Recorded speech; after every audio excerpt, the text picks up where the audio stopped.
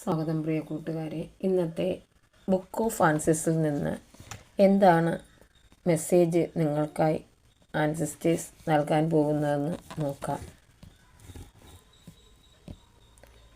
എന്ത് മെസ്സേജാണ് എൻ്റെ ക്ലയൻസിന് വേണ്ടി നൽകാൻ പോകുന്നത്?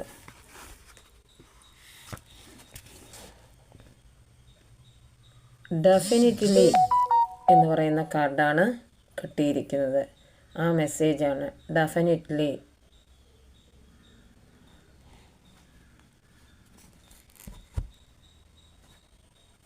Thank you ancestors, thank U.